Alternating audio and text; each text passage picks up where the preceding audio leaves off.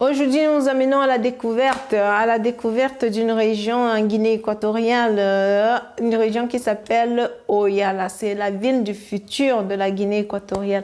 Donc, sans plus tarder, allons suivre ce reportage de notre collaborateur Fabien Essiane. Surtout, n'oubliez pas de vous abonner, n'oubliez pas de vous abonner et puis de commenter et aussitôt partager aussi nos vidéos. Merci, au revoir.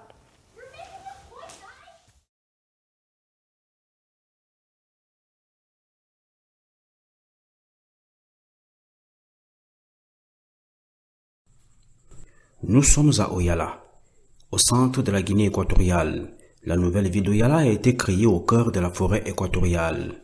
Elle abrite le palais présidentiel et une université pouvant accueillir jusqu'à 10 000 étudiants. Dans le nord-est de la Guinée équatoriale, en plein cœur de la jungle, une ville futuriste est sur le point d'émerger. Oyala, également appelée Djiblo, est la ville désirée par le président Teodoro Obiang Bazogo, à tel point qu'en février 2020, il y a fait déplacer le siège du gouvernement initialement installé à Malabo. Oyala est ainsi devenue la nouvelle capitale administrative du pays. C'est en 2015 que la ville a été inaugurée, même si toutefois elle n'était pas encore achevée et les ouvriers s'attellent jour et nuit pour livrer ce nouveau pôle administratif et universitaire, ce qui devrait être fin prêt en 2023. Situé sur les bords du fleuve Welle, dans la région du Walensas, Oyala s'étale sur pas moins de 32 000 hectares et est entouré d'une vaste forêt. Pour rejoindre la ville, une autoroute à 6 voies a été construite en plein cœur d'un paysage arboricole à couper le souffle. Elle est dotée de nombreux échangeurs pour desservir les localités de la province et d'une signalétique qui n'a rien à envier aux grandes voies européennes.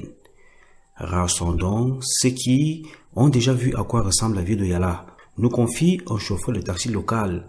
Nous ne sommes pas encore autorisés à nous y rendre pour l'instant. L'accès n'est ouvert qu'aux ouvriers et responsables des compagnies qui construisent la ville, ainsi qu'aux membres du gouvernement, ajoute ce même chauffeur. Peu avant d'arriver dans la ville secrète, nous rencontrons une barrière militaire. La route n'est pas encore ni inaugurée ni ouverte aux usagers. Seuls les détenteurs d'une autorisation spéciale peuvent emprunter cette autoroute, renseignent les gendarmes avant de nous laisser poursuivre notre chemin, le sésame entre nos mains. Il faudra encore rouler 2 heures avant d'apercevoir ouvriers et camions en plein cœur de la jungle. Aucune plaque ne nous indique que nous sommes arrivés, mais un ouvrier rencontré sur un des chantiers nous le confie dans un sourire charmeur. Vous êtes bien à Oyala.